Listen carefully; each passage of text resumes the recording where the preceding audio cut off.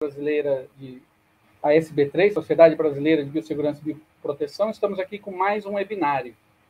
E hoje nosso convidado especial é o meu xará, grande amigo, Fernando Sanches, né? O Fernando Sanches, ele vem falar para a gente sobre um tema transversal da biossegurança também, e isso é bem bacana, então a gente vai chegar com um olhar um pouco diferente dos webinários anteriores, né? Hoje trabalhando com harmonização de eixos temáticos para um Brasil livre da tuberculose, né? Narrativas e conceitos com biossegurança. O Sanches, ele é do Centro de Pesquisa em Tuberculose, Programa Acadêmico de Tuberculose pela Universidade Federal do Rio de Janeiro, UFRJ, da coordenação da área de controle de infecção da Rede Brasileira de Pesquisa em Tuberculose e coordenador nacional da Rede Brasileira de Enfermagem por um Brasil livre em tuberculose, né? Hoje, a discussão fica com esse meu grande amigo e um grande especialista na área da saúde do trabalhador, enfermeiro do trabalho, trabalhando aí com doenças negligenciáveis há muito tempo e com bastante conteúdo para dividir aqui conosco.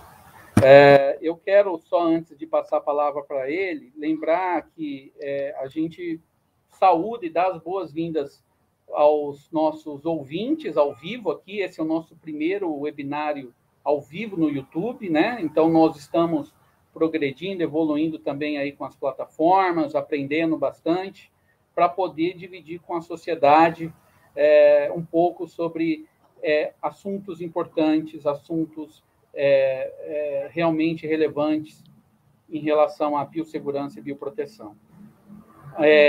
Um grande abraço também aos ouvintes que vão aproveitar esse vídeo que vai ficar disponível, né, na nossa plataforma streaming aí do Facebook e do YouTube.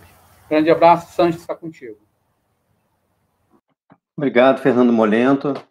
É uma honra estar aqui participando dos webinários da Sociedade Brasileira de Biossegurança e Bioproteção.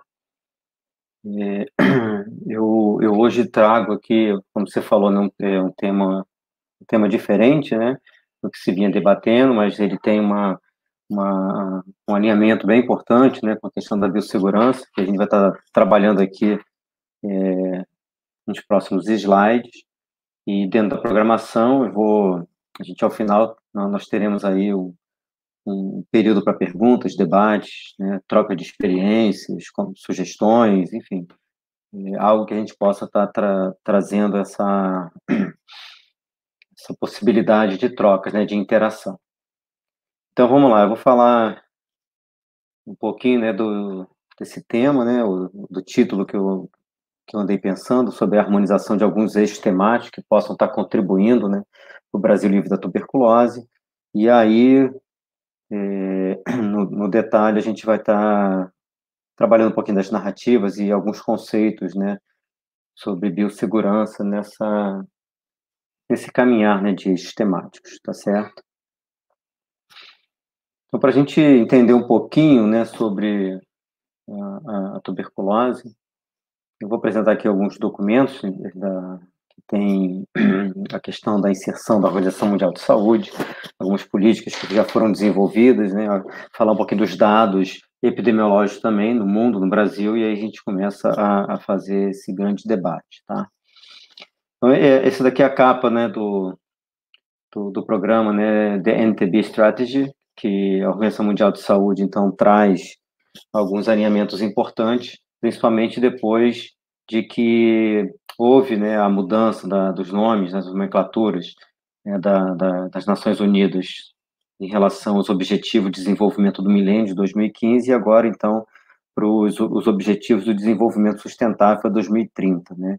Então, há uma conversa muito, muito interessante, né, das Nações Unidas com a Organização Mundial de Saúde, que traz esse contexto mais macro, né, de harmonizações, né, entre duas grandes entidades internacionais. No final, aqui embaixo, vocês podem estar vendo, né, eu trago a fonte, e aí, como vai ficar disponível os slides, né, desse webinar vai estar disponível para assistir novamente.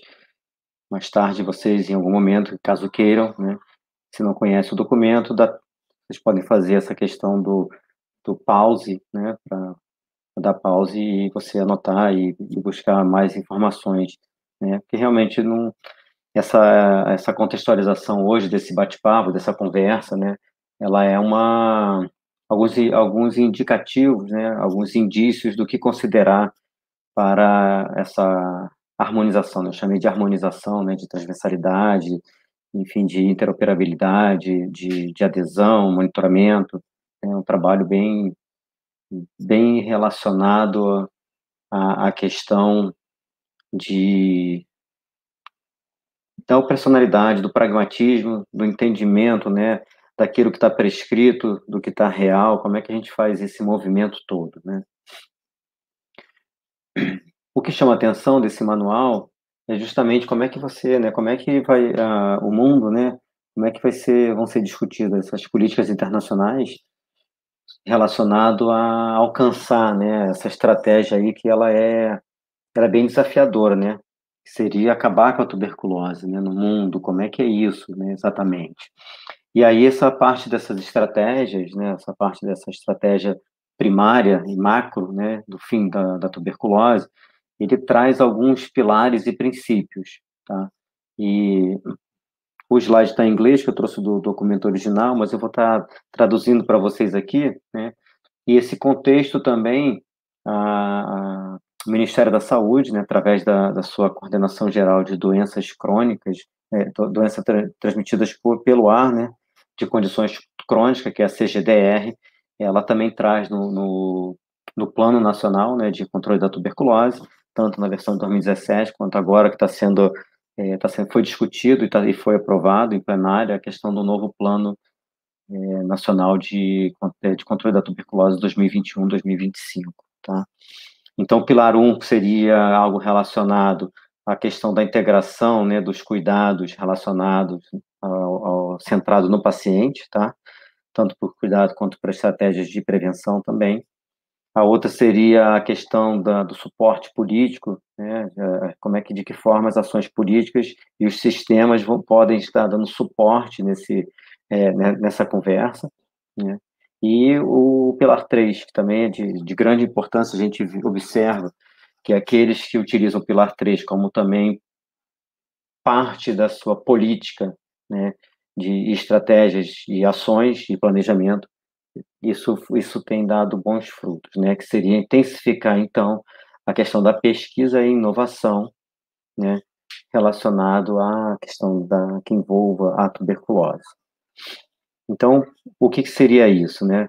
Então, o governo, eles teve a questão, né, dessa participação do governo, ele também traz um conceito importante, né, que seria você fazer acontecer, te dar conta daquilo, né, também com um viés de monitoramento e avaliação constante para você estar revisando exatamente se as metas propostas, né, os objetivos, os contextos ali avaliados, eles estão dando resposta na velocidade e no tempo que assim foram planejados, né?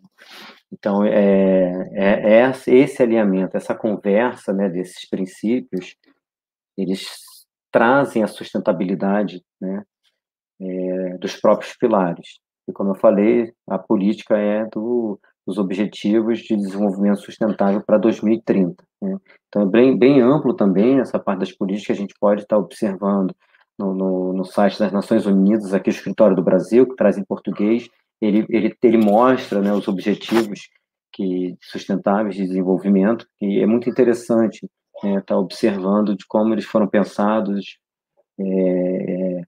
foram descritos, né, aonde precisa colocar energia, né, isso é bem interessante.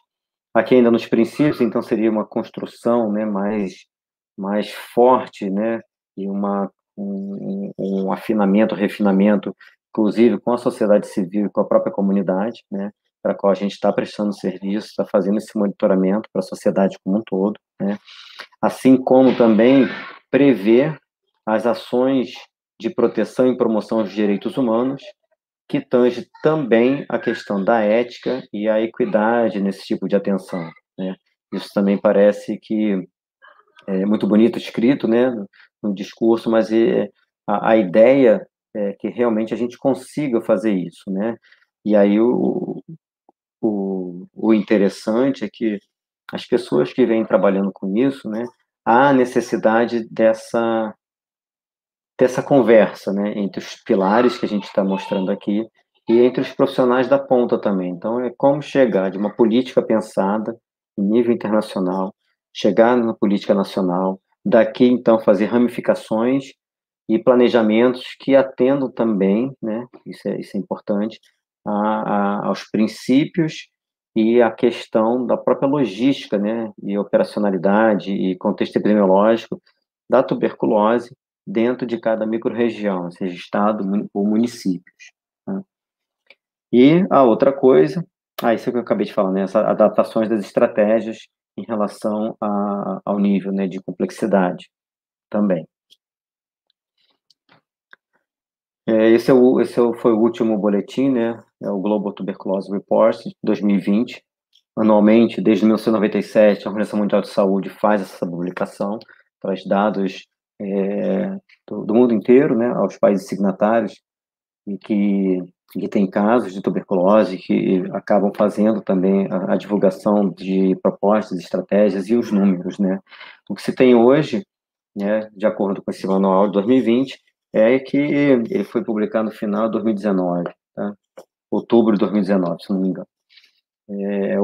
O mundo hoje, né, tem uma estimativa de 10 milhões de casos de tuberculose, tá?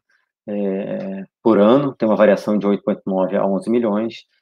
É importante também a gente mostrar a questão do número de óbitos por tuberculose, aqui no caso em pessoas HIV negativo, tá?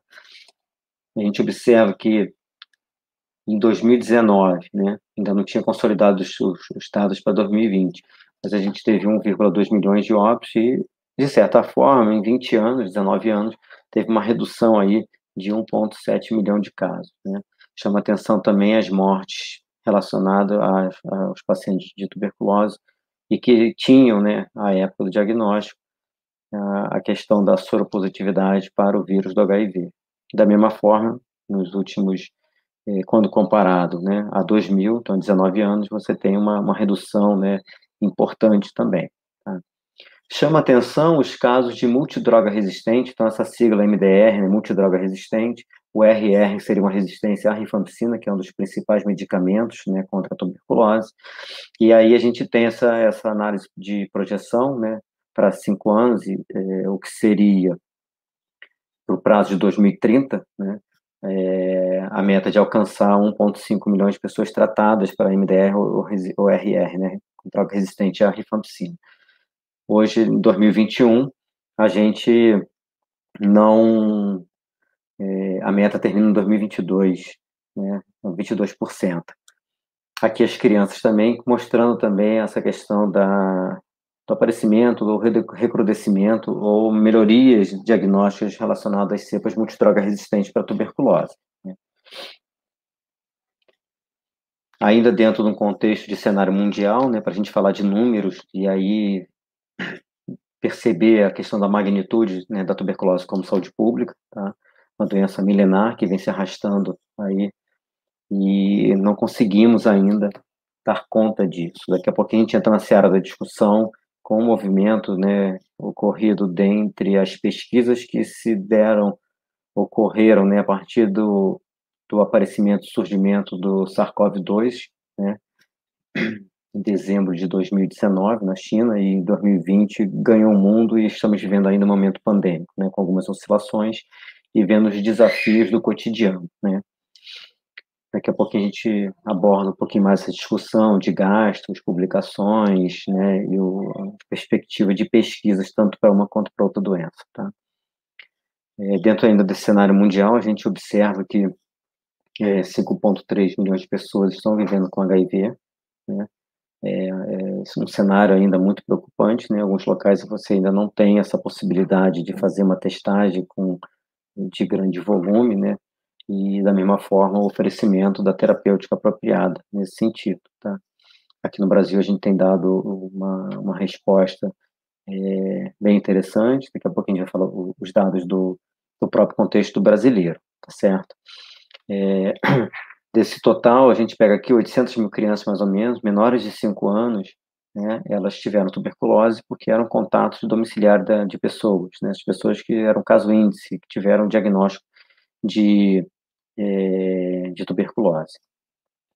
E isso, na verdade, representa somente 20%, né, porque aqui saiu alcançarão, tá, não é alcatrão. Desculpa aqui o erro de digitação.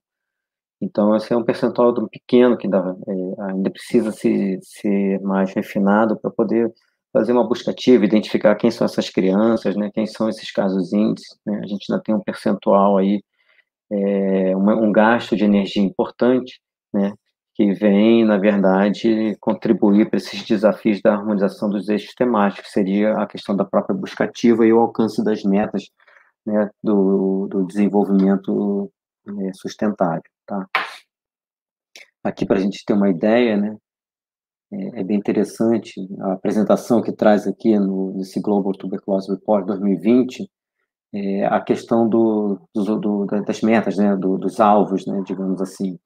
Então, até 2022, que foi o período que eu falei, né, então aqui tuberculose sendo tratada, o alvo seria 40 milhões, né, de pessoas, e a gente tem aqui, em 2018, 2019, 14 milhões. O ano de 2020 ainda não foi computado, né? A gente espera que em breve, agora em outubro, deve sair a versão, né, de 2021, que refere a questão dos dados de 2020, mas o que a gente tem observado nas diversas apresentações e reuniões, inclusive com grupos internacionais, é de que houve uma desaceleração importante, de certo grau até grave, no número de novos casos de tuberculose, né, não sendo diagnosticados, né? Isso quase traz um retrocesso de pelo menos 15, 20 anos, dependendo das condições do país em análise, né? Aqui também teve impacto, a gente já vai observar o que exatamente aconteceu. A outra coisa importante também, que está como alvo, é a questão da terapêutica do tratamento preventivo, né, para tuberculose, que seria então a infecção latente, né, ou a tuberculose infecção, não doença, né, cujo objetivo para até 2022 é que tenha sido alvo, então, 30 milhões de pessoas com esse tipo de terapêutica, né, da quimioprofilaxia. E a nossa meta, né, a meta mundial, ela está muito aquém ainda, né, 5 vezes menos, e considerando, desculpa, 2018, 2019, e como eu falei, 2020 não foi um desafio, né, muito grande em relação aos serviços que atendem pacientes com tuberculose. Essa é uma ferramenta interessante, que no próprio site da Organização Mundial de Saúde, ele te dá quase que em tempo real, né, alguns dados.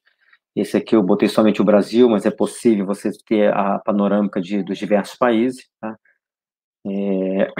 Aqui o número de casos de tuberculose sendo atribuível a ele 5 fatores de risco, né? Então a gente tem diabetes, a questão do desnutrido, se é fumante ou não, se é usuário de álcool, e a questão do HIV, né? Aqui está o site, né, a gente coloca, clica, né, para coletar o dado. Tem aqui esse QR Code que eu criei também, posso facilitar, né? Então, colocou o celular, o dispositivo que tem a leitura do QR Code, vai direto para essa página daqui, certo? E aqui, a questão dos indicadores de desenvolvimento sustentável com a questão da tuberculose. Então, esse é um grande barato, né? É uma ferramenta muito útil, importante, para você fazer a avaliação no Brasil em relação a esses objetivos de desenvolvimento sustentável, né? A quais objetivos eles estão linkados com a tuberculose, né? Então, seria uma temática dos objetivos de desenvolvimento sustentável, que é o número 3, né? Aqui é o número 1, né, de não pobreza, aqui é que tem, então, bem-estar e uma boa saúde. Aqui é a questão da fome zero, né? E a questão de você ter energias limpas, né? E de que forma isso pode estar relacionado ou não com uma potencial associação com a incidência de tuberculose, né, naquela região, aqui no caso o Brasil. Vocês podem ver depois, consultando outros países, isso aqui tem uma diferença também importante, né? Então, essa é mais uma possibilidade, né, de se utilizar novas ferramentas, né, eixos temáticos, digamos assim, internacionais, tá, relacionado a indicadores da própria das Nações Unidas e da OMS, né? Então, tem outros, né? Eu fiz só print da tela de alguns deles, tá? Mas para a gente ter a percepção por onde há a questão da universalidade e da transversalidade e que versa a doença, né, a tuberculose, que ela foge, extrapola, isso já é identificado há muito tempo, a questão só do biológico, né, a gente vê um novo indicador que foi criado, né, e foi aceito, né, que foi desenvolvido por pesquisadores da Rede Brasileira de Pesquisa em Tuberculose, que são os custos catastróficos, né, a professora Etel Maciel, à frente de uma parte dessa pesquisa também, isso ele traz um, uma inserção, né, do contexto da pesquisa brasileira em tuberculose como exemplo, né, e para o mundo, né, há um número muito importante, né, de atividade, de pesquisas realizadas nessa área, e a Rede TB, ela tem um papel muito importante desde a sua formação, em 2001, 2004, né, quando foi fundada, e esse ano está fazendo 20 anos, né, e vem cumprindo com o seu papel, do qual também faço parte, e tenho orgulho, né, de estar fazendo parte nessa caminhada de discussão, principalmente, né, nas situações de biossegurança e controle de infecção, que é a coordenação que eu estou vinculado lá na Rede TB, tá? Então, a gente tem uma contextualização panorâmica grande aí em relação ao mundo. E agora a gente vai falar um pouquinho do Brasil. Isso foi publicado no dia 24 de março, é o boletim eletrônico especial sobre tuberculose, né? Ele traz inúmeros indicativos, indicadores, traz a projeção de alguns dados, né? Nos diferentes contextos das capitais, dos estados, né? Então, vale a pena a leitura, depois que a gente tiver a oportunidade de acessar, acho que é muito interessante. Enquanto isso, eu vou frisar aqui, né, que o Brasil ainda continua entre os 30 países de alta carga para tuberculose, com a infecção, né, tuberculose HIV, o que é, digamos assim, é um estado de alerta e prioridade, né, conforme a própria nomenclatura utilizada pela Organização Mundial de Saúde. O Brasil ele vem tendo uma incidência, né, um coeficiente de incidência por tuberculose, casos novos, gradativamente. A gente vê aqui o gráfico à direita, né, essa linha azul, né, houve uma constante de caimento, né, da questão de diminuir, né, paulatinamente esse coeficiente, mas de 2017 até 2019 ele vinha aqui apresentando, né, a sutileza do aumento, e aí surge a pandemia, a gente vê claramente aqui um ponto fora da curva, comparado, inclusive, né, o que se tem nos últimos 10 anos, e aqui a gente já está identificando já a questão da problemática do que foi os efeitos da pandemia já naquele período de 2000, tá? É claro que ainda tem dados preliminares, né, desse ano de 2020, perdão, e isso a CGDR, o Ministério da Saúde, está em constante alerta, e a gente vem conversando, né, e atualizando os dados para poder fazer esse acompanhamento, digamos, não vou falar em tempo real, mas muito prospectivo e atento com a questão do monitoramento, né, bem próximo, tá? Isso a gente conta com a participação dos diversos gestores em nível estadual e municipal, bem como os gestores e os colegas que trabalham na ponta, né? É um movimento bem interessante que ocorre também nos bastidores, né? Um comunicando com o outro e a gente pensando e criando estratégias, né? Para outros eixos temáticos que possam estar relacionados, né? O que seriam eixos temáticos, né? Acabei não falando no início, né, da contextualização, mas os eixos temáticos, eles seriam situações com temas mais amplos, né, dos quais podem, então, sendo creditados diversos outros pontos, né, de argumentações ou que deva dar ênfase em alguma área, né, por exemplo. Então, a gente estava trabalhando aqui um eixo temático no nível internacional, né, da questão dos dados epidemiológicos, e com isso fazer análise comparativa e ver de que forma isso pode estar, se a gente está fora da curva, né, do mundo ou não. A gente sabe que nós estamos dentro dos 30 países com alta carga de doença, e isso, o que isso representa exatamente, né? Como é que é feita essa avaliação, né? Como é que é feito esse acompanhamento, inclusive em nível de desenvolvimento humano, de PIB, né? Então, isso dá uma outra complexidade nessa harmonização de atender aos alinhamentos da Organização Mundial de Saúde, assim como os Objetivos de Desenvolvimento Sustentável, com diferentes perspectivas, né, e análise. Aqui, para vocês terem uma ideia do que eu falei, esse é um documento da CGDR, tá? Ela traz em sua versão de consulta pública do dia 26 de abril, do Plano Nacional de 2021, né? E aqui a gente já tem uma noção, né? Esses dados foram atualizados em janeiro de 2021, sobre quais regiões, né, macro-regiões do Brasil, houve a questão da não notificação, né, a variação de notificação de casos de tuberculose, e a gente vê um decréscimo universal, né, tanto na atenção primária quanto em outros níveis de atenção. Então, isso é o fator preocupante, onde o eixo temático aqui, na verdade, ele deva ser a questão da proatividade, né, e aumento de estratégias para operacionalização das atividades, procedimentos, do programa em si, para a tuberculose, mesmo em vigência do mundo pandêmico, né? E aí, quando a gente fala das narrativas e dos conceitos de biossegurança, isso traz uma perspectiva também macro, porque a partir do momento que você tem a questão da não notificação, o Brasil, né, está, na verdade, deixando de notificar casos de tuberculose, e com isso, esses casos de tuberculose que estão na comunidade, eles configuram-se, né, em novos fatores e processos de disseminação da doença, né?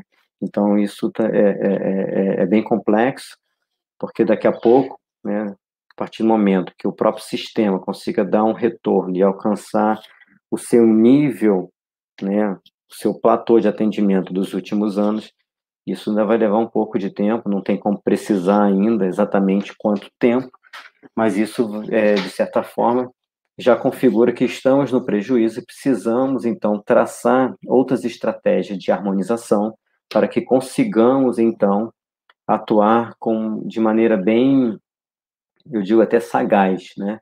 Porque estamos fazendo, seriam múltiplas tarefas, né?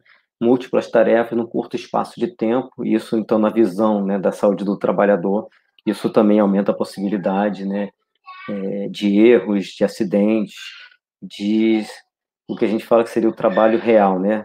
Que é diferente do prescrito, onde há algumas subtrações dos processos de trabalho, né? Ou em alguns momentos a própria banalização de determinadas etapas do trabalho, ou por entender que estamos trabalhando no plus, né? Além digamos, do aceitável como normal, né? Tem muita coisa para tá correndo atrás do prejuízo. Ainda temos muitos casos de SARS-CoV-2. Estamos também correndo no processo com um plano de imunização também alargado, na velocidade que se tem, né, a questão da imunização presente, né, do imunizante presente. Isso tudo é tudo simultâneo acontecendo ao mesmo tempo, né? Então, essa complexidade da harmonização, ela está presente. Para a gente ter uma ideia, né, esses dois mapas, né, que também foram extraídos do Boletim Epidemiológico de 2021, a gente aponta aqui no mapa da esquerda, né, os estados com maior coeficiente de incidência, está aqui Rio de Janeiro, Amazonas e Acre. Tá? E do lado direito, os coeficientes de mortalidade. Então, o vermelho mais escuro chama muita atenção, né? Eles estão acima da média nacional, e nós temos Rio Grande do Sul, Espírito Santo, Rio de Janeiro, Manaus, diversos outros estados aí, e que preocupam, né? Entender por que a mortalidade da tuberculose ela continua muito alta, né? E esses são dados de 2019, ainda sem a consolidação e sedimentação para um momento pandêmico, né? A outra coisa importante, né, que eu falei da multidroga resistente, né? Então, a gente tem, aqui no mapa brasileiro, quanto maior o círculo, maior a intensidade de número de casos de droga resistente. Então, a gente tem a monorresistência, que pode ser qualquer droga. Nós temos uma resistência em especial que é monitorada, tá? Que é a resistência à rifampicina. Hoje tem teste rápido para poder fazer essa avaliação de resistência à rifampicina, né, que é o TRM. E isso já ajuda, né, a identificar quais seriam os pontos de fragilidade que precisam de mais energia, né, precisam atuar com maior vigor, tanto no entendimento do número de ações, né, e atendimentos para uma determinada área, certo? E aí você trabalha, então, com a questão dos eixos temáticos voltados para a questão da política, ou projetos de leis para a atenção ou emendas parlamentares para determinada área, de modo a minimizar, né, esse impacto do processo de resistência. Associado a isso, a gente tem também a questão das cepas da tuberculose, poliresistência, né? E as cepas chamadas extensivamente resistentes, né? Que é a cepa conhecida também por XDR, né? Então, esse aparecimento, né, de cepas multidroga resistentes no território brasileiro, ele também acende um alerta muito importante, porque, primeiro, tem aparecido mais casos de cepa resistente, tá? Que pode ser pelo abandono, né? E aí aquela resistência secundária, ou pode ser já por uma infecção por uma cepa, uma prima infecção já por cepa resistente, o que também é muito grave, né? Para vocês terem uma ideia, aqui eu trago, né, também extraído desse boletim, a questão dos casos, né, da tuberculose sensível, que é a esquerda, e da tuberculose multidroga resistente, né, ou resistente à rifampicina. Observe no laranja, né, o laranja é a questão do abandono de tratamento.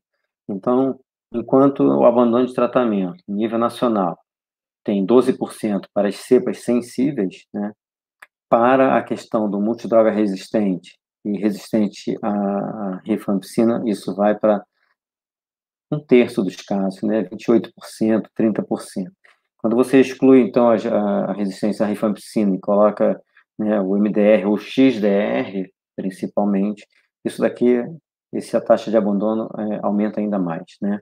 Então, é um momento de muita reflexão, porque dependendo da regionalidade, né, e se a gente pega, então, como a gente viu no mapa anterior, né, a gente vê aqui, ó, Rio de Janeiro, São Paulo, né, Amazonas, né? Então, a gente está vendo aqui alguns estados que chamam a atenção, né? Rio Grande do Sul.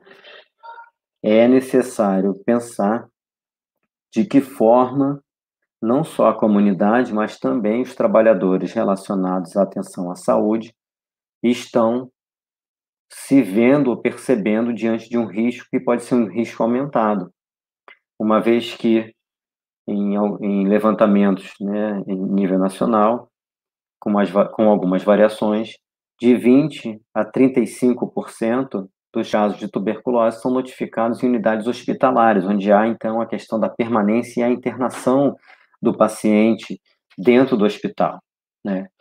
E aí, como há o pernoite, uma pergunta, né, que é uma pergunta importante, né, que a gente deva se fazer é, primeiro, eu conheço o diagnóstico da minha unidade? Né, da minha unidade de trabalho, seja ela básica, primária, secundária ou terciária, no caso, como citei aqui o exemplo, né, já que 30% dos casos são notificados no hospital, eu conheço o perfil da minha unidade, eu testo, né, o sintomático respiratório, eu faço a busca ativa do sintomático respiratório, eu faço testagens desse grupo de sintomático respiratório, né, qual é o percentual de sintomático respiratório esperado, por exemplo. Na população geral é 1%. Se você vai para uma unidade de atenção básica, por exemplo, e que possa ter a questão de uma área de alta incidência. Esse número pode ser de 5% a 8%. Se você vai para uma unidade de emergência, então, é de 12%, tem lugar que já foi visto até 18%. E aí, como é que funciona isso, né? Como é que funciona essa estratégia de monitoramento dentro de uma unidade de saúde propriamente dita, onde você precisa dar atenção, né, ao paciente, ao usuário que está sendo investigado, com provável caso de tuberculose ou aquele já confirmado, né? O hospital possui as condições de biossegurança e estrutura, a questão de um protocolo escrito, que a gente fala que são, são pontos importantes, né, da própria concepção do que vem a ser o programa de controle de tuberculose, né, que pode estar vinculado à unidade acadêmica, pode estar vinculado à própria situação do serviço em si, querer fazer, né, e dever fazer isso, né, isso é importante. Os programas de controle de tuberculose, eles podem ser autônomos, eles podem estar vinculados às CCIHs, por exemplo, eles podem estar vinculados também à questão dos programas de saúde ocupacional, podem trabalhar e devem trabalhar também em cooperação com os serviços de epidemiologia, né, de doenças infectoparasitárias, e aí esse contexto forma-se também eixos temáticos da comunicação, né? Então, em vários momentos, a comunicação, assim como nas políticas de segurança, né, para o paciente, que tem a meta lá, que fala, né, claramente a comunicação, assim também deve se prevalecer a questão da comunicação, né, intersetorial e intrasetorial também, diversos personagens, diversos atores dentro de uma perspectiva transversal também, né, e que seja multiprofissional. Acho que assim há uma grande chance de você atuar, então, com biossegurança, porque a informação que um recebe já está também junto com o outro. Você tem fluxos bem direcionados, né? Então, a partir do momento que você identifica um sintomático respiratório, ele deva ir para onde exatamente, né? A amostra, quando chega, deve ser entregue para quem? Quanto tempo depois? As salas de espera dos ambulatórios, por exemplo, elas devem ter quais características, né? Hoje, então, com a discussão do SARS-CoV-2, né, o Covid-19, isso também impulsionou um pouco a questão do discurso do uso das máscaras, né, como barreira de proteção, tá? A questão da ventilação natural, tanto em casa quanto no ambiente de trabalho ou em outras localidades, né? A questão do distanciamento social, né, como uma ferramenta também importante no sentido de você evitar aglomerações, tá? Não só por contato, mas principalmente a questão da disseminação das doenças transmitidas por via aérea, né? A gente tem a doença de transmissão aérea tanto por gotículas, tá? Que seriam partículas, né, que o indivíduo libera quando está falando, quando está tossindo, espirrando, né? Também cantando, né? Tem estudos já que mencionam isso. Então, eles liberam no meio ambiente partículas dessas, né, mais pesadinhas, são as gotículas de Flug, né? Ela tem uma projeção, ela tem seu tamanho variado ali de 10 micras a 100 micras, e há projeções já de alguns estudos, ensaios clínicos, inclusive, né, demonstrando o seu tempo de caimento, tá? E a distância que possa percorrer essas partículas, né? Então, é muito interessante quando você vai dar uma olhada nos estudos relacionados a aerossóis, a aerobiologia, ele faz, né, tácito a demonstração de que as partículas possam permanecer em alguns instantes no ar, né, a depender da questão da própria temperatura, né, e aí vem o conceito de biossegurança, né, aquela situação, mas vou deixar as janelas abertas, beleza, mas quanto que está aberta a janela, né? É uma janela que dá para um corredor, é uma janela que dá para um muro, é uma janela que dá para onde, né? Tem realmente a circulação de ar, né? Qual é a capacidade de pessoas que possam estar utilizando aquele ambiente, né? Eu estou falando, a princípio, somente a questão respiratória, né? A questão do uso de máscara também, né? Qual é o tipo de máscara que a pessoa deve estar utilizando, né? E aí eu vou entrar um pouquinho, já estou quase finalizando aqui, né? 38 minutos aqui no relógio. A ideia é já parar daqui a pouquinho para a gente dar tempo de algumas coisas que eu não falei, a gente suscitar o debate, né? Espero que também os ouvintes aí, né, as pessoas que estão participando possam também contribuir com as suas sugestões, né, ilustrar exemplos. E aí, dentro disso tudo que a gente apresentou, né, da questão epidemiológica, da onde vem a tuberculose, né, a questão da transmissibilidade, ficou faltando pontuar a questão do aerossol, né? Então, a questão do aerossol, ela tem uma ligação também muito importante com a questão dos chamados particulados, né?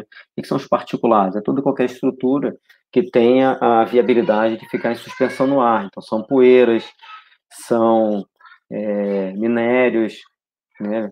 São alguns compostos químicos da própria poluição em si, tá? Então, quanto mais particulados você tem em suspensão no ar, maiores são as chances de quando a pessoa está com tuberculose, por exemplo, além das gotículas, né, de Flug que ele está também liberando, há também a formação dos núcleos de Wells, que seriam micropartículas, né, dessas gotículas de Flug e que elas tendem a ressecar por conta da temperatura e da umidade do ar, né? Então, elas tendem a ressecar e aí tem o termo técnico chamado núcleo de Wells. Esses núcleos de Wells, ou simplesmente só os aerossóis, a depender do tamanho do aerossol, por exemplo, né, você pode estar albergando 2, 4, 5 micobactérias tuberculose, né? Então, de modo que, para vocês terem uma ideia, o tamanho do Mycobacterium tuberculose, né? Ele tem um comprimento de 0,3 micrômetros por 0,5, né? Então, ele é um tubinho, né? É muito interessante quando a gente... Não trouxe uma foto aqui, podia ter colocado uma foto aqui, acabei esquecendo, da ilustração, né? Quando você coloca, então, no esfregaço de escarro, você vê quando, na lâmina, né, do microscópio, a questão do conezinho, né, do bastonetezinho ali do Mycobacterium tuberculose. Então, é importante saber, né, a porta de entrada, a porta de saída, a questão da transmissibilidade, né, os meios pelo qual acontece essa transmissão, né, para se pensar nas estratégias de biossegurança, né. Nós temos mais 1 minuto e meio, tá, professor Molento? Aí eu já termino aqui. Você pode marcar aí para mim, por favor, 1 minuto e meio. Eu termino e a gente abre para perguntas e debates, tá legal?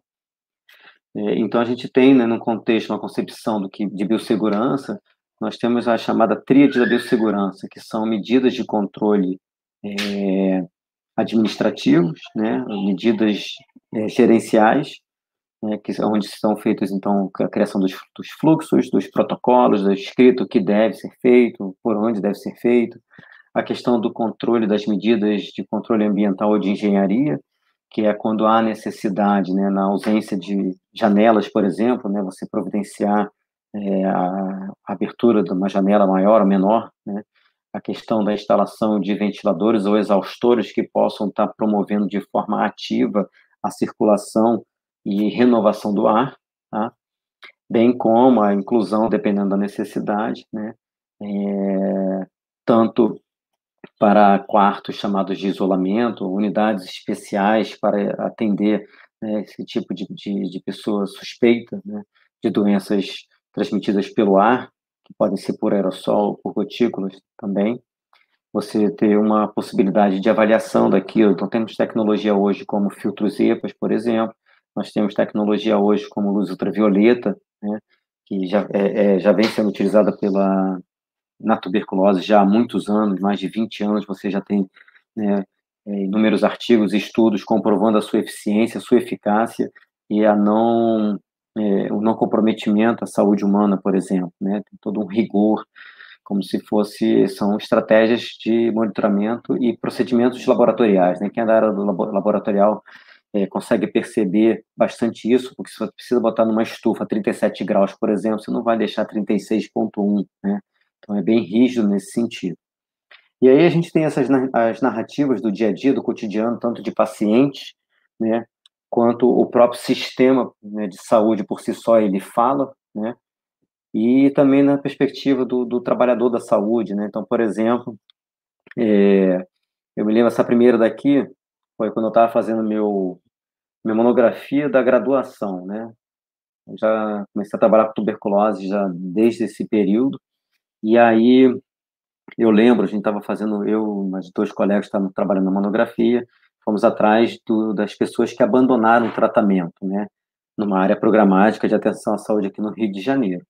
E aí, uma delas, né, era uma moça, né, e aí ela falou, esse daí, ó, nasceu de uma tuberculose. Aí a gente conversando, por que que era isso, por que que era aquilo outro. Ela fazia uso de anticoncepcional e, de certa forma, a mensagem não ficou para ela de que poderia ter a ação diminuída do anticoncepcional pelo tratamento. Ela acabou engravidando e fazendo tratamento para tuberculose, enfim, todo um contexto emocional também ali, né, da fase doença e tendo a criança, né, sendo gerida em seu ventre. A outra, né, comecei a sangrar, urinar, então a rifampicina traz uma coloração diferenciada na urina, mais para o avermelhado, alaranjado, e isso pode assustar as pessoas também, né. Outros falam, eu sempre tossi, estou acostumada, eu fumo, eu sou alérgico, eu não sei o quê. Uma perspectiva do trabalhador, sempre trabalhei com tuberculose, nunca adoeci. Alguns ainda falam, vou fazer o PPD para quê? Né? Que é a prova tuberculínica, né? O teste tuberculínico, aquele teste que faz no antebraço. O paciente fica tossindo na enfermaria, aí de repente no outro plantão descobrimos que deu tuberculose, e aí faz o quê? Ou não faz nada, né? A unidade, aquela unidade em si tem essa possibilidade de avaliação, a gente fala de microepidemias, né? Faz monitoramento do caso, vê os contactantes, né? Como é que é essa narrativa, como que ela se constrói dentro desse ambiente de trabalho, né? Então, a gente percebe que há sempre muito espaço de crescimento, né? Há sempre muito espaço de transcender, né? Essa questão do que é colocado ali, é preciso fazer com que as pessoas tenham as ferramentas apropriadas e que elas possam também refletir sobre o seu fazer, dar sugestões sobre os processos de trabalho também. Há necessidade de momentos como esse aqui, por exemplo, né, de amplo debate, de aplicação de alguns conceitos e fazer essa roda movimentar, né? Então, a gente precisa estar trabalhando sempre com a questão, né, da escolha de um tema diante de uma análise situacional, um diagnóstico situacional, ser proativo, pensar sempre na questão de avaliação e monitoramento, assim como entender as narrativas que ocorrem nos espaços, digamos, não declarados, né, aquele rádio corredor, né, desculpe a expressão, mas que também trazem um pouco do que é aquele ambiente, né, o que é aquele contexto familiar daquela pessoa, né, que tem risco aumentado ou não para o abandono de tratamento, como é que é esse enlace, né? Então, são situações que a gente possa tá promovendo. E, para finalizar, passei de 1 minuto e meio, o professor Molento não me cortou. Para finalizar, então, sinto agradecido, né, por estar participando desse momento de debate aqui, na Sociedade Brasileira de Biossegurança e Proteção, também a participação, né, o papel importante no meio científico da rede de pesquisa em tuberculose, a Rede TB, o Programa Acadêmico de Tuberculose da FRJ, onde eu trabalho também, na Comissão de Controle de Infecção Hospitalar da Policlínica Carneiro da UERJ, onde eu também desenvolvo atividades de controle de infecção. E, mais recentemente, eu faço parte, né, da rede brasileira, a Rede Brasileira de Enfermagem por um Brasil Livre da Tuberculose, onde a gente também vem trabalhando com uma diversidade, né, territorial, com enfermeiros de todo o Brasil, né, técnicos de enfermagem também, trabalhando essa questão da capilaridade, né, do que está prescrito, do que é real, trazendo novas perspectivas de eixos temáticos de discussão também. Queremos conhecer também as narrativas da equipe de enfermagem, né, de que forma a gente pode estar contribuindo para esse amadurecimento e entendimento de conceitos para a biossegurança, né? Eu digo que a gente precisa estar sempre pensando em estratégias de prevenção e promoção, né, com o olhar da saúde do trabalhador. Precisamos atingir as metas que está aí, né, dos Objetivos de Desenvolvimento Sustentável para acabar com a tuberculose no mundo e no Brasil. Então, e agradecer a todos que, de alguma forma, vem contribuindo, né, para essa árdua tarefa e de grande complexidade que é acabar com a tuberculose no Brasil. Muito bem. Aqui estão meus e-mails de contato, tá? Obrigado.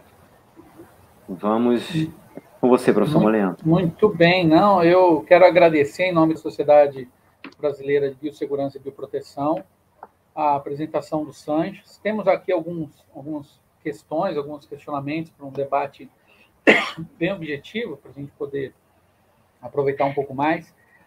Eu acho que é bem interessante essa tua visão sobre um tema, né? A gente está falando de um agente biológico milenarmente, acompanha a nossa história, né, humana do homem há milênios, né? E a gente ainda tem esse impacto todo em relação à TB. E nem falamos aqui, né? Talvez num outro momento, do Mycobacterium bovis, o impacto dele também na pecuária, né? Mas esse é um outro tema.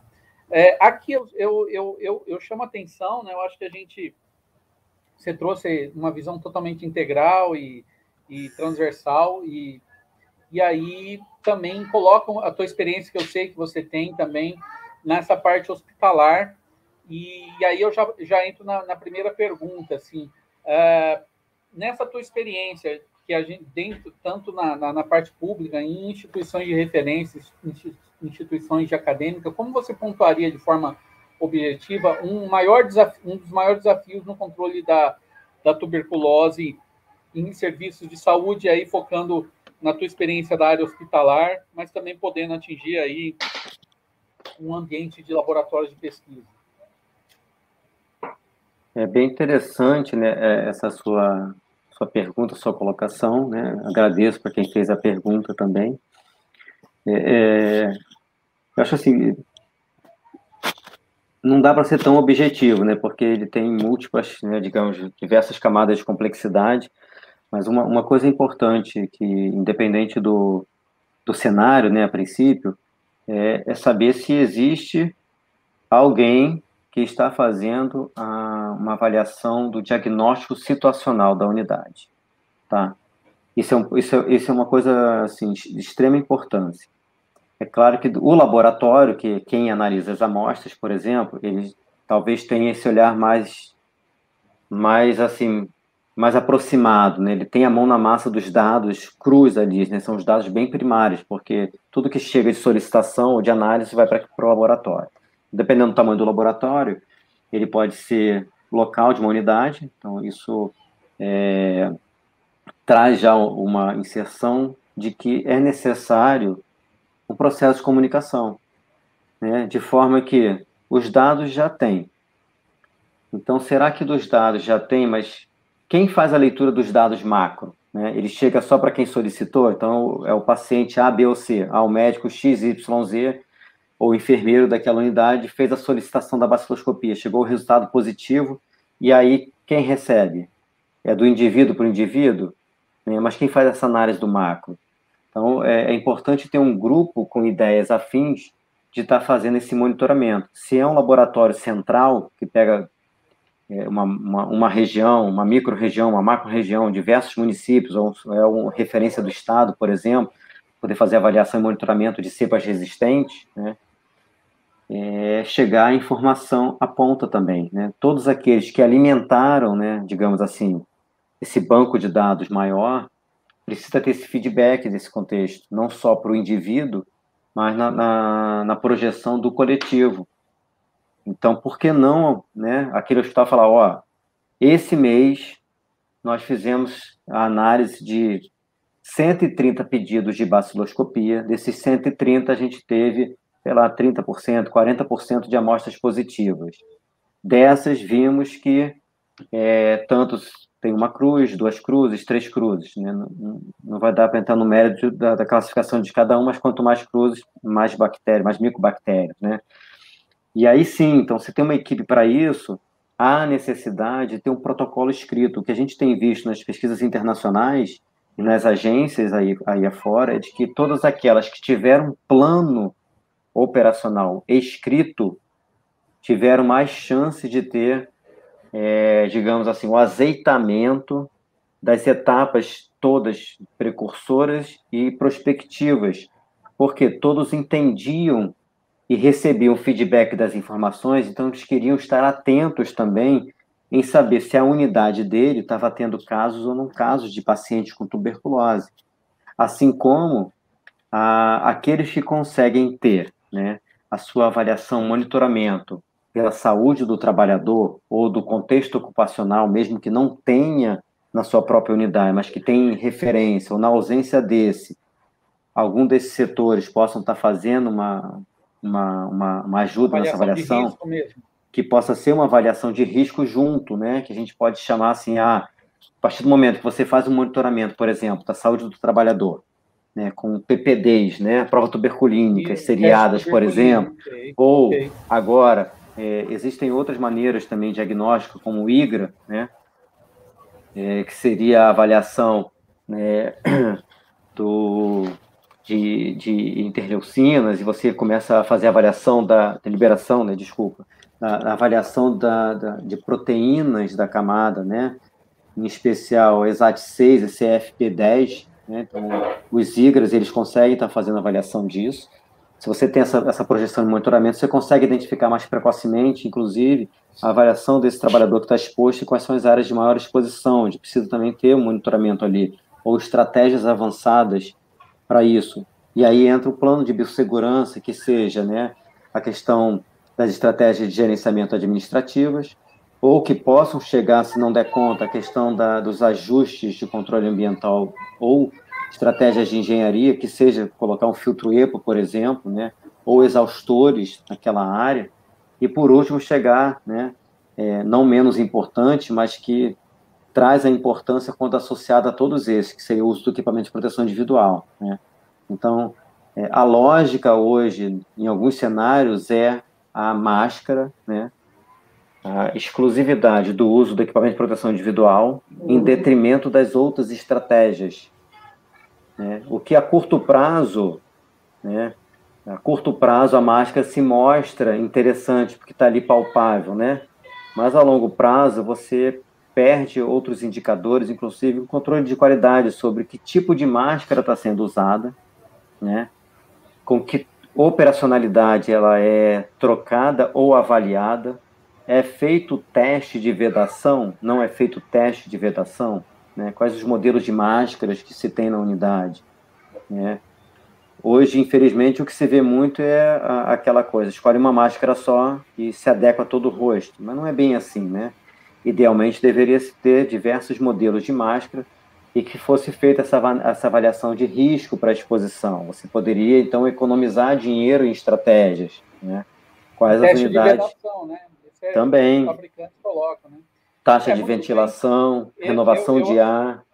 Eu chamo a atenção na tua fala anterior e nesse comentário seu, que você aborda essa questão de que a responsabilidade ela pode ser transversal à saúde do trabalhador, e no hospital está envolvendo também, em certo ponto, a CCH, você coloca os núcleos de epidemiologia que existem no hospital, em instituições de pesquisa Sim. e laboratórios também tem, e envolvendo também as unidades ou comissões de biossegurança. Então, acho que eu chamo a atenção porque o tema é um tema que ele vai abranger diversos cenários, né? Inclusive, como colocado, a gente tem a questão do Mycobacterium bovis, que, embora menos virulento para o humano, tem a sua repercussão. Acho que é um assunto onde os especialistas da veterinária podem comentar mais. Mas eu acho que essa transversalidade sobre a problemática é importante. E uma pergunta aqui, Fernando, só para a gente fechar, tem uma pergunta que veio para nós aqui. Quais os principais fatores que levam à resistência aos antimicrobianos? Como um todo, ou os destinados à tuberculose? Não, da tuberculose. Ah, tá. Não é como um todo, mas a tuberculose a gente sabe que tem uma particularidade maior. Essa pergunta é bem interessante. Antes de eu falar dessa pergunta, eu esqueci de também citar um setor que também é muito importante, que é o setor de qualidade, né? Ele ajuda muito nessa avaliação do planejamento, de fluxos, de como os protocolos devem estar descritos, aonde deve conter as informações, não só no monitoramento e qualidade dentro dos laboratórios, mas de se pensar também nas estratégias extra-laboratórios da qualidade, né, na atenção dos serviços. Relacionado à questão da resistência, o que a gente sabe hoje, né, principalmente, é que conforme a pessoa, né, e a tuberculose tem essa peculiaridade, né, ela começa a fazer o tratamento e aí ela começa a se sentir melhor, né? Então, depois de 2 semanas, 3 semanas, 4 semanas, né, ela começa a sentir uma melhora progressiva e importante. E isso já faz com que ela comece a repensar, né, a questão da própria terapêutica. Apesar de que é feita a orientação, ó, esse é o tratamento, a tuberculose, ela tem o tratamento, vai durar 6 meses, nesses primeiros 2 meses vai tomar esse e esse medicamento, nos outros 4 meses você vai tomar mais esse e esse medicamento. Então, as consultas, né, essa questão da dinâmica, das consultas de avaliação, das estratégias de monitoramento através de baciloscopias dentro da unidade de saúde, somente as unidades básicas, por exemplo, isso tudo é feito. O importante é perceber, né, é ter essa capacidade de perceber dos fatores de risco de abandono. Por exemplo, aquele slide que eu mostrei lá da própria OMS, né, fatores de risco. Então, se a pessoa é malnutrida, se a pessoa é usuário de drogas, se a pessoa é usuário de álcool, né, se a pessoa tem alguma história de deficiência, né, ou comprometimento mental, isso tudo começa a marcar pontos para uma projeção de abandono, né? Então, a gente viu na média de abandono ali 12% a média nacional.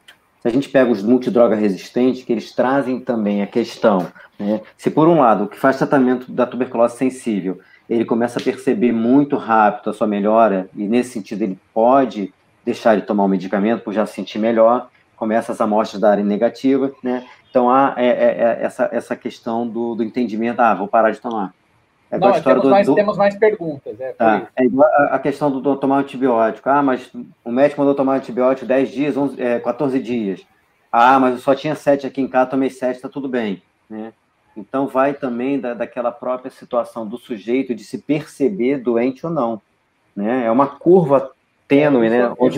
Esse ponto é um ponto que a gente recolhe em entrevistas com pacientes. Porque é um contexto diferente. Então, aquele que faz febre 1 dia, 2 dias, tá tudo bem. Aquele que faz 1 dia ou 3 horas de febre, estou morrendo. Então, a percepção, né, do estar ou ser doente, ela é diferenciada. A outra coisa Você está conseguindo ler esse questionamento que veio da Lidiana Medeiros? Obrigado, Lidiana. Tá, já te respondo, Lidiana. Pegar o outro contexto do multidroga resistente, dos fatores. Não, beleza. A gente viu ali na média nacional 27,8%, né? Quase 1/3 dos multidroga resistentes vão abandonar, né? É um percentual muito elevado. Por que isso? As drogas utilizadas, o tratamento, ele é muito mais agressivo, né? Ele não dura mais 6 meses.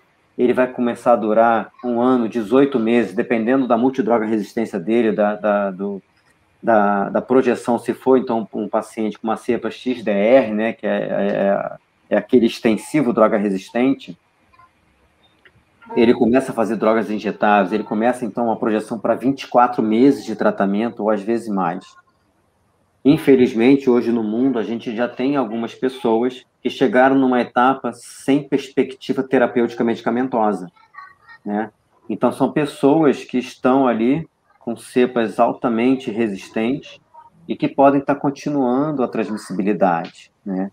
Então, nesse caso, o que levou ao abandono não foi a melhora, mas foi a exaustão pelo uso de medicamentos tóxicos e que trazem ainda a combustão no sentido da própria resiliência de se manter ativo ali. O que a gente percebe, né, nessas situações, que grupos feitos, inclusive por próprios pacientes, a gente viu algumas unidades aqui no Rio, por exemplo, onde grupos de WhatsApp, Telegram, enfim, algumas formas de convívio entre pacientes, próprios pacientes, e alguns mediadores da equipe de saúde trouxeram vantagem e diminuição para esses casos de abandono em multidroga resistente, como se fosse um aspecto motivacional contínuo, né? Então, isso é importante. né? Isso é muito importante. Fernando, só não querendo Lidiana, te interromper, vamos que lá. nós temos, já lhe interrompendo, nós temos mais perguntas.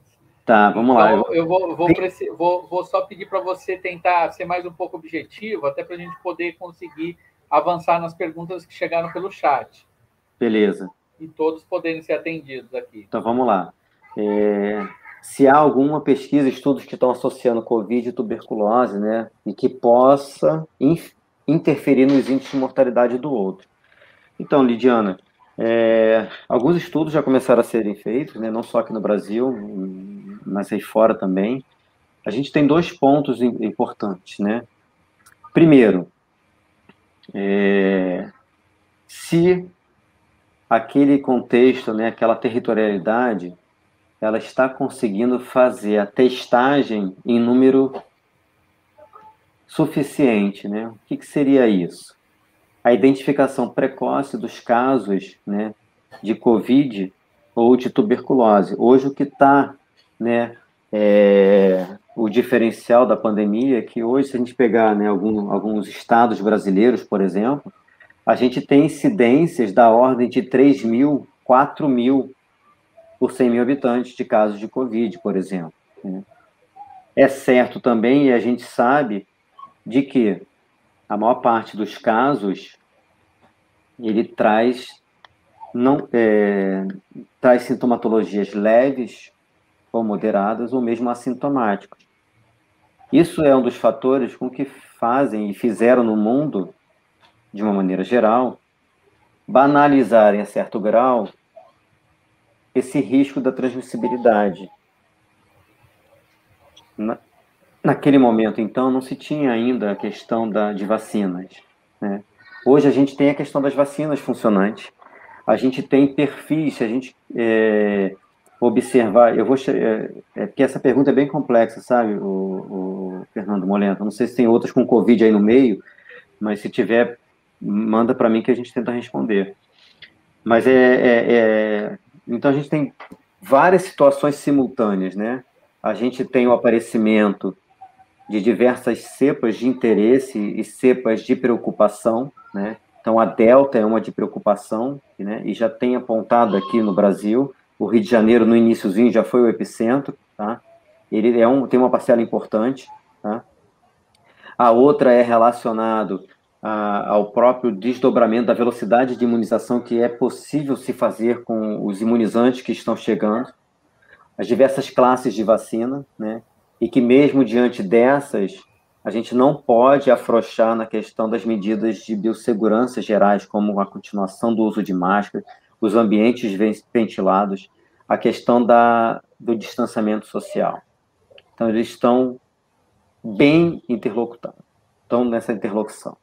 Agora, de certa forma, se você pega uma pessoa que está com tuberculose, sabidamente, ou que vai se identificar e é acometido pela situação do agravamento, do comprometimento do parênquima pulmonar, né, pela radiografia ou pela tomografia que se vê, né, e hoje eu acho que a terminologia vidro fosco, né, ele se tornou, né, de uma capilarização, né, as pessoas já falam, estou com 25% de vidro fosco, estou com 50% de vidro fosco já, então, nesses casos, já há eu não vou dizer uma inferência, mas já há alguns indícios, né, de que realmente é uma combinação que pode ser mortal, né?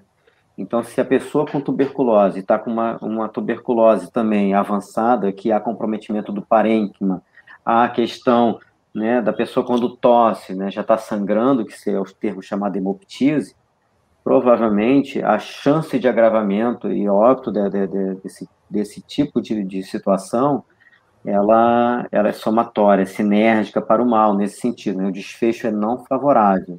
Tá?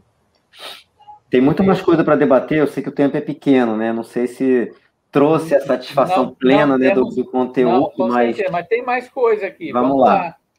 Vamos lá que tem mais coisa aqui. Sim. O Antônio Carlos Rosa, obrigado, Antônio, pela pergunta. Ele traz uma pergunta aqui bem interessante, né? É uma pergunta bem ecológica, né? Ela é bem ampla. Vocês fizeram alguma pesquisa ou levantamento nos processos de desastre? Samarco Mariani, de Vale Brumadinho? Tem algum dado sobre a rede TB? Não sei se tem alguma linha sobre essa parte ambiental. O que a gente sabe, em especial da Samarco, eu não conheço na questão da tuberculose, tá? O que a gente sabe, de uma maneira geral, isso tem publicações e tem um grupo especial da Organização Mundial de Saúde, pelo qual eu, às vezes, transito, né? Eu não sou membro, mas eu sou ouvinte, né, das mesas, né, de discussão desse grupo de trabalho especial de desastre da OMS, né? E tem um manual muito interessante, uma publicação recente, ele traz exatamente isso que você está perguntando, tá? Como agir e identificar surtos, epidemias em catástrofes, de maneira geral. Não só dessas de deslizamentos ou a questão de contaminação, né, hídrica como um todo, mas, em geral, catástrofes, desastres como esse, né, mesmo de cunho biológico, epidemias, eles acontecem na sequência, tá? Se não for por epidemia, que já começa como biológico, mas catástrofes de furacões, terremotos, tsunamis, invariavelmente, né, queimadas, né, e que tem impacto ecológico, invariavelmente surgirão algum desnível, né, nessa base ecológica maior e que há a chance das doenças diarreicas, por tudo que a gente sabe, né, não tem água limpa, potável, então começa a chegar, né, ajuda humanitária, dependendo da catástrofe que se ocorra aquilo, chega as garrafas de águas, né, chega material de higiene, porque inevitavelmente você vai ter aglomerações de pessoas e não tem onde ficar, não tem ambiente suficiente, então tende a aglomeração, a falta de higiene pelas próprias circunstâncias, né? Então, desastre, pandemias é sempre grave e com projeção, em alguns momentos, a tangenciar momentos de violência, porque a briga pela comida, né? A briga, então, assim, ele traz esse livro do OMS, ele é bem interessante. Muito bem. Obrigado aí pela resposta. E nós vamos agora pela última pergunta aqui da Carla Graham.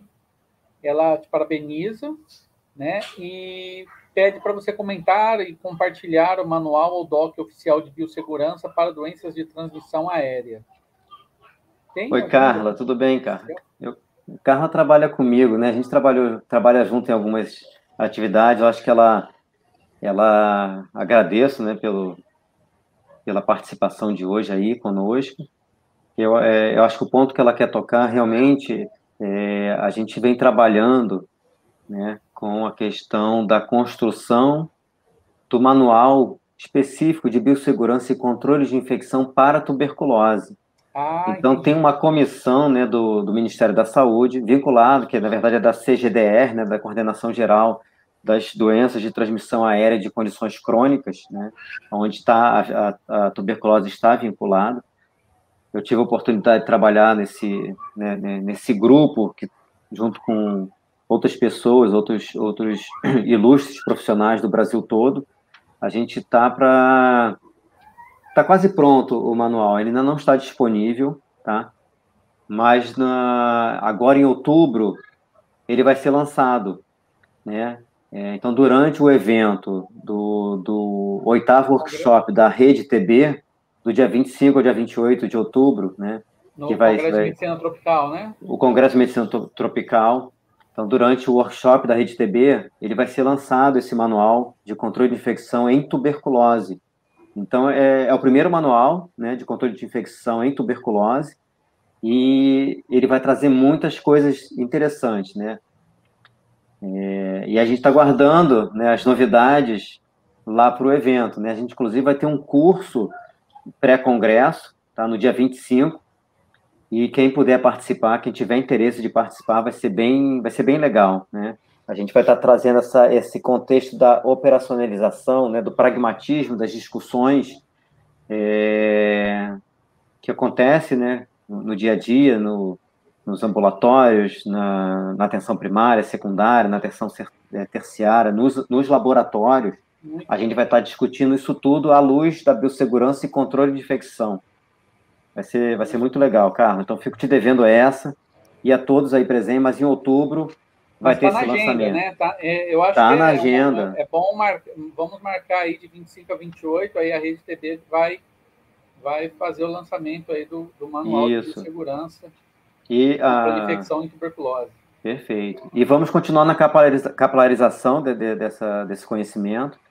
A Rede Brasileira de Enfermagem também, né, por um Brasil livre da tuberculose, vai estar tangenciando isso, vai estar oportunizando também alguns webinars para discussão, e a gente fica também disponível para a Sociedade Brasileira de Biossegurança e Bioproteção. A gente pode trazer discussões relacionadas a MNTs também, se for o caso, e discussão da própria questão do laboratório, né? A Carla é uma das pessoas que trabalhou em avaliação e controle de qualidade em alguns laboratórios no Brasil, né? Então, fica a dica aí para a Carla. Olha aí, Carla. Tá ótimo. Mais alguma pergunta? Não, nós fechamos com essa última pergunta. Nós estamos aí com 1h16 de apresentação. Eu acho que atingimos o objetivo. Te agradeço muito em nome da Sociedade Brasileira de Biossegurança e Bioproteção. Agradeço a participação de todos que estiveram aqui presentes conosco ao vivo, e também agradeço aqueles que vão nos procurar depois, porque este material vai ficar disponível aqui no nosso canal do YouTube e do Facebook também, da SB3. Muito obrigado pela participação de todos, e ficamos para próximo webinar. Fiquem atentos aí, nos acompanhem nas redes sociais. Um grande abraço a todos. Valeu, gente. Boa noite. Obrigado pela atenção. Tenham um bom descanso e continuamos firmes aí na luta contra essa pandemia também, contra o Covid-19. Vacinem-se.